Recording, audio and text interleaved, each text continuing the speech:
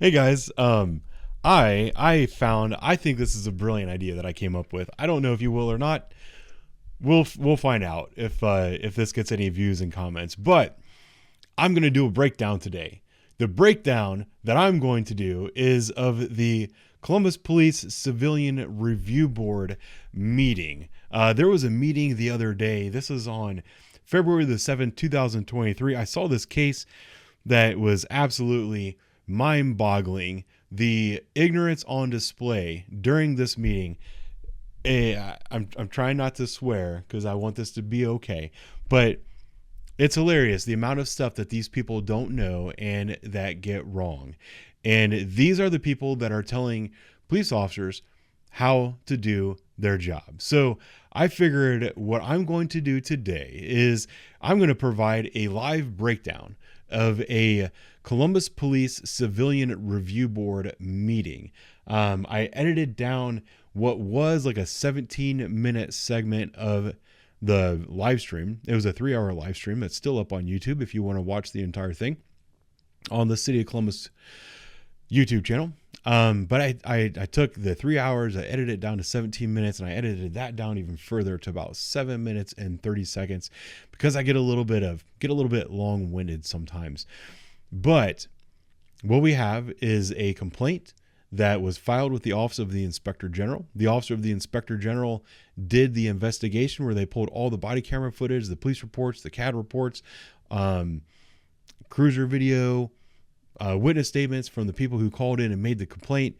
They did their entire investigation and they exonerated the officers. They said, you know what? The officers actually did their job. They did a good job. They didn't violate any policies. They didn't violate anybody's rights. They don't need to be punished in any way, shape, or form. The Civilian Review Board looked at the investigation and they said, nah. They said, we don't care about your investigation. We think the officers are wrong. We want them to be retrained. The funny thing about this, and you'll see by the end, is it's not the police officers that need to be retrained. It's the members of the Civilian Review Board that need to be retrained, not just retrained, but they need to be trained. And if they can't be trained, they need to be replaced with competent people who actually understand the law and actually understand police work. But you'll see in a minute. So without further ado, I think I'm just going to jump right into the video and I'm going to show you this is how these complaints are reviewed by the Civilian Review Board. You're going to have this guy up here in the corner. This is Pastor somebody. I can't remember his name, but he is a pastor for the Vineyard Church in Columbus, Ohio. And he is going to be the spokesperson for his little subgroup while they read this complaint. I'm going to interrupt periodically. Here's the first case, number 2022-0183. It was filed on August 16th, 2022. The complainant alleged that the CPD officer did not enter the house of an individual who assaulted her son to obtain a statement, nor did they make an arrest. The facts are these, according to the complainant. On August 16, 2022, her adolescent son... I know his reading is horrible, but it's only like 90 seconds. So one more minute of this. ...was assaulted by a 30-year-old man. Her son was walking outside with the assailant's daughter. When the officer arrived on the scene, he was told that by the assailant's girlfriend, according to the body cam tape, at the assailant's complaint, the assailant saw the complainant's son groping on his daughter. The assailant then got out of his vehicle, fought with the complainant's son. The assailant proceeded to kick the complainant's son in the face, causing a nose injury. He also pulled a gun on the complainant's son. The officer was informed that the assailant had been present at the scene but then went into his house. The officer told the group that he was unable to enter the assailant's home to search for him and that he could not force the assailant to speak with him if he did not want to. The IG closed the investigation with a finding of exoneration, claiming that the officer's actions were within CPD policies and procedures. Alrighty, so here's what you've got. You've got a young man walking a young woman home, presumably. I have no idea where this was, what the neighborhood was like, or anything. But this young woman's dad was sitting out in his car, it sounds like. He watched this young man groping his teenage daughter. He took exception to that. He jumped out of his vehicle, and a fight ensued, according to the body-worn camera. It doesn't say the man jumped out and assaulted this kid. It said that he got out and there was a fight. At some point during this fight, he kicked the kid in the face. I don't know if it was like a ninja kick or if he threw the kid on the ground and then kicked him in the face. But that did happen. The kid had some kind of bloody face. And the guy, the dad of this teenage girl, also had a firearm, which he presented during this fight. And I'm imagining he said something to the effect of, if you come near me again, I will shoot you. The officers responded to scene. They talked to this boy's mother, who presumably wasn't at scene when this incident occurred. This boy's girlfriend, who obviously was at scene when this occurred. The suspect's girlfriend. And the suspect himself had actually run inside his house and was refusing to come out. So the complaint was that the officers didn't force entry into the home and they didn't compel him to give a statement and didn't arrest him. That's what this woman was demanding. The investigation found, well, they can't force their way into the house because this was a misdemeanor crime. Even if they had forced their way into the house, they can't compel him to speak. Those would have been a violation of the Fourth Amendment and Fifth Amendment. They took a report and recommended that this woman follow up with the prosecutor's office to file charges against this guy, which is the recommended course of action in this case. So the Inspector General's office said everything looks good to go. We think we should exonerate the officers. But this guy, the pastor up at the Vineyard Church, he disagrees, and here is why. Our subcommittee disagreed.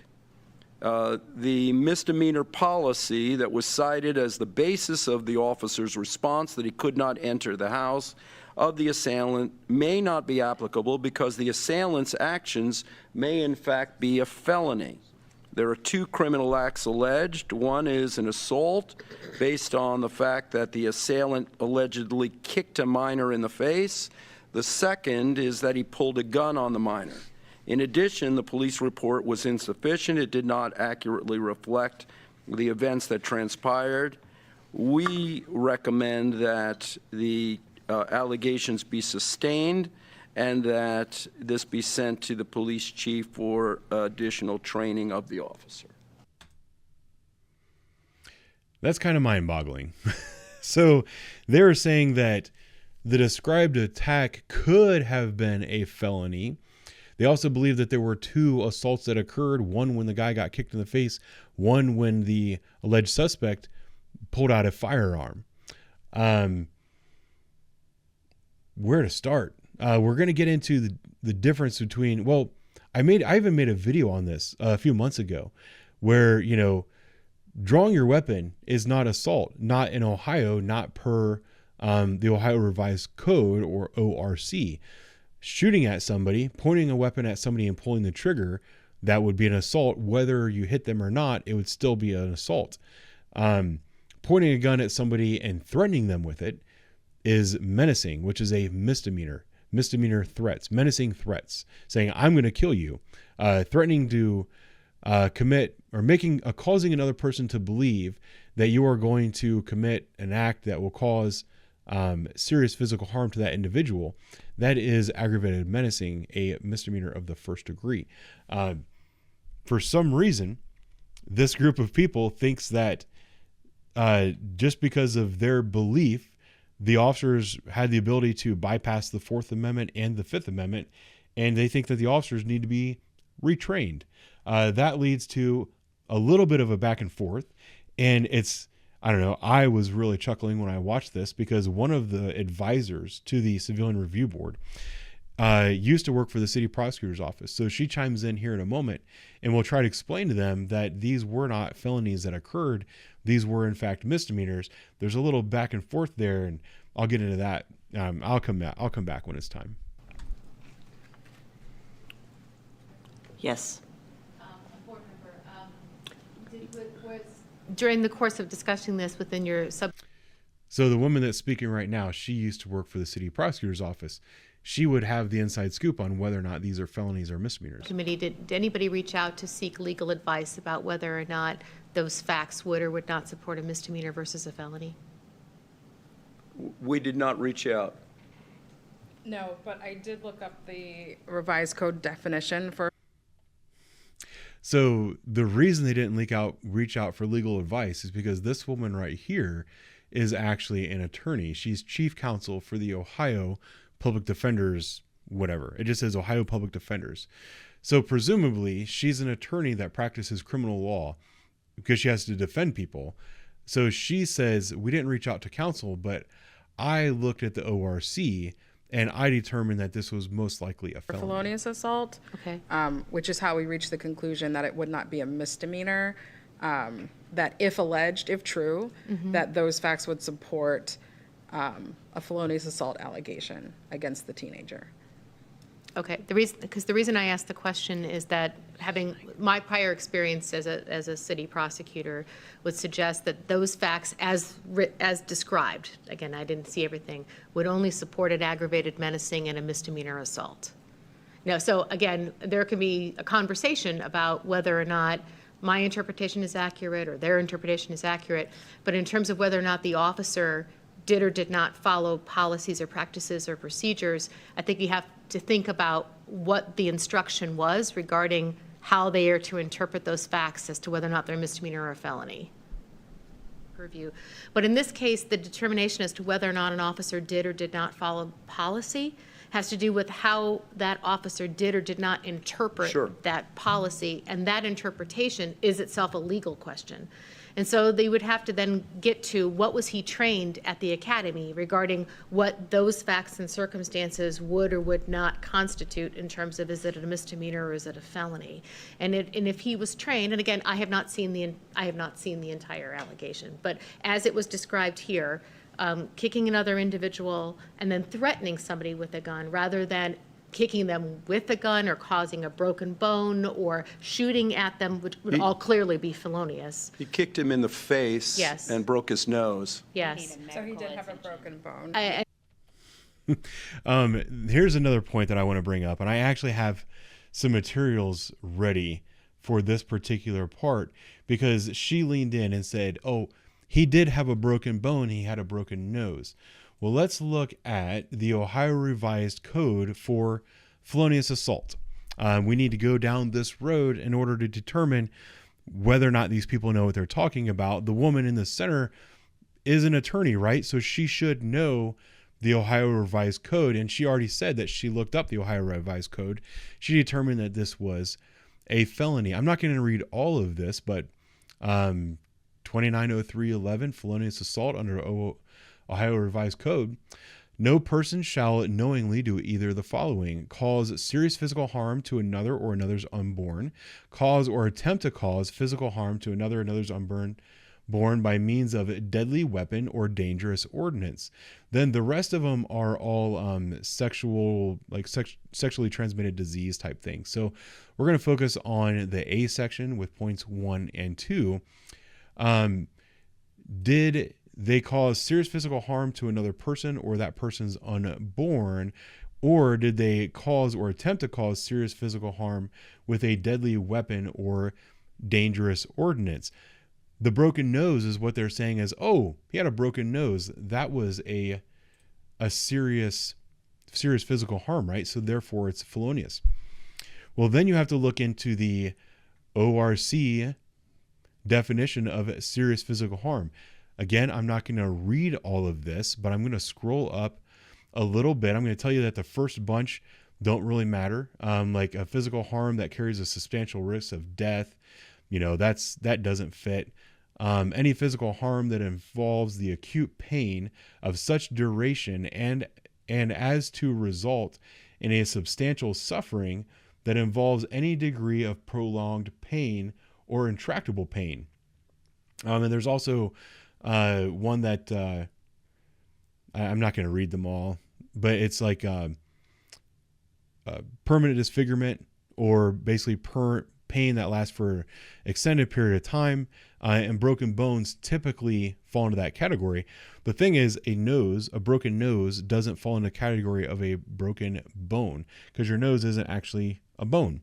The reason that we know this is because these questions are somewhat up for interpretation, right? So when the law is up for interpretation, how do we know when to file the appropriate charge?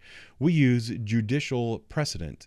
And I can tell you, and she will tell you right here, that following the judicial precedent that has been set, when someone's punched in the face or kicked in the face and has a broken nose, that is treated as a misdemeanor assault. People who know what they're talking about know these things. The police know that this is a misdemeanor assault. The people sitting on this board do not. That's also the difference between someone who knows the law because they read the internet and someone who actually knows what's in the law because they've practiced it. Police officers and prosecutors, defense attorneys should know the law because they actually practice in criminal law. People who just read the law on the internet do not. And I, as I said respectfully, that would likely be filed as a misdemeanor assault. Yeah, and I think that's why in our summary of our conclusion, we used the word may. Right. Because we were not entirely sure, but that was not the sole basis for our conclusion as well. There were other things, including the officer not questioning the alleged offender, as well as the report not accurately reflecting all of the events that transpired, because that subsequently prevented them from seeking or going to the prosecutor. Right, didn't mean to interfere. So here's a couple of points that she brought up was that the officers failed to interview the suspect. Well, the United States has a Bill of Rights, and in that Bill of Rights is the Fifth Amendment and the Fourth Amendment.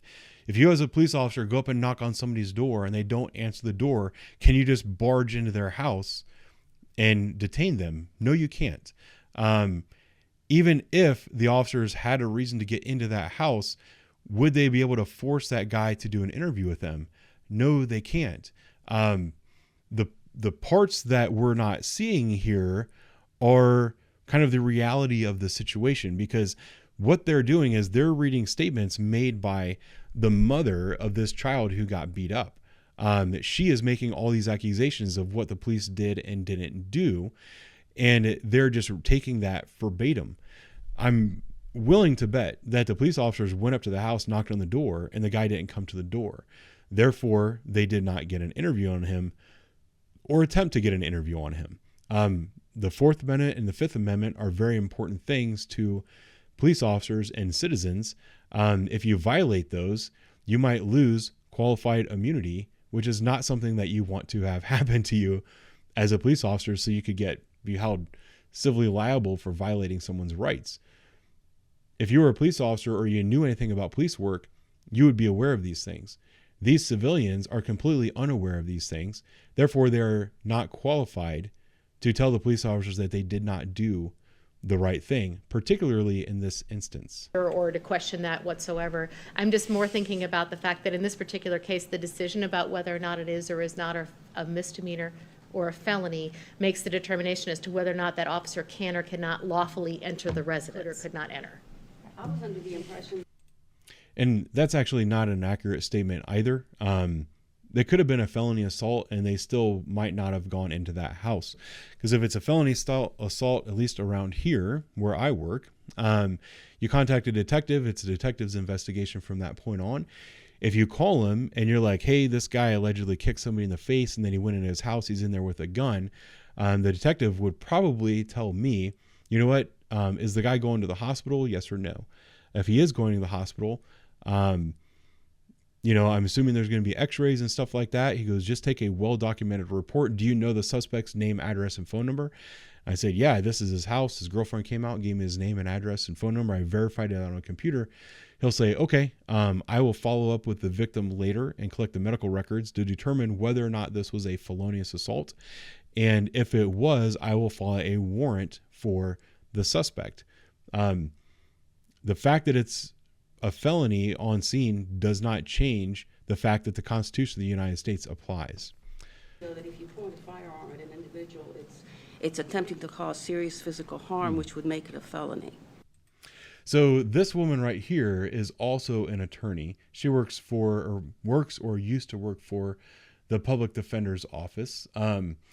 This should be an indication to you that if you're accused of committing a crime, you should do everything you can to get an attorney that you actually pay for rather than one from the public defender's office, because apparently they don't all know the law. So what she said was, I was under the impression that since he pointed a firearm at him, that was now felonious assault, because I read that as cause or attempt to cause harm to another person with a deadly weapon or dangerous ordinance.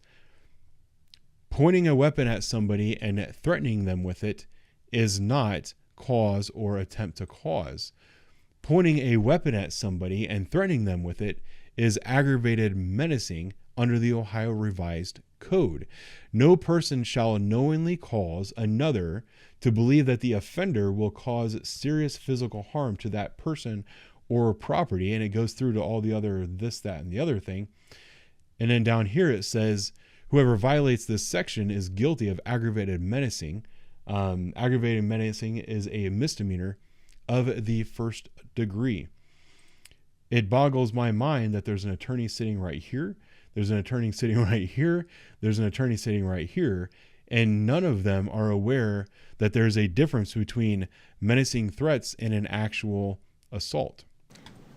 Threatening somebody with substantial physical harm, just the threat, is an aggravated menacing. It's a misdemeanor of the first degree. I'd also like to point out, just for sake of the record, I imagine that you're thinking city code, and when I'm thinking revised code.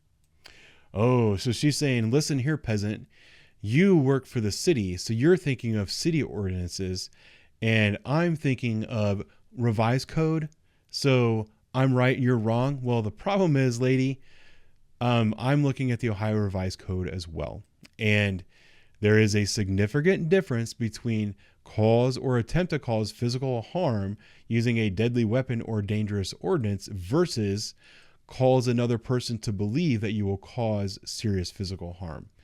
That is the difference between assault and menacing. Felonious assault is a felony. Aggravated menacing is not. So you need to go back to school, or at least go read your books. You don't have to get in the books. You can get on the internet. The Ohio Revised Code is available online. And threat of harm, which is where Mary just went, threat of harm with a deadly weapon or dangerous ordinance is felonious assault. And so whether Mr. Tobias would like to come. Yeah, threat of violence with deadly weapon or dangerous ordinance is not felonious assault. It is not. It is not. It is not. You are wrong. Stop spreading misinformation. This person should be banned. This person should be banned from the public sphere for spreading misinformation. Give clarity on that, because With a dangerous ordinance, but what kind of a gun was this? Here's a part where this girl, I don't know this woman's name. I wish I did. She used to work for the prosecutor's office, and she's being very polite to them.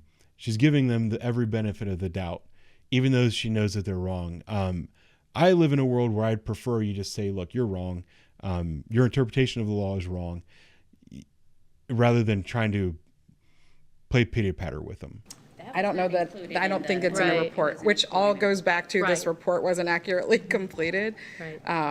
For purposes of the mother of the child to be able to even do anything. I have a problem with this as well because, like I said, I edited down a 17-minute section down into about 7 minutes and 30 seconds. They keep talking about how the report was a poorly written report, but they never read the report. They never talked about what was in the report, what specifically was missing from the report. What they're doing is they're saying that the report doesn't say what our complainant said the report should say.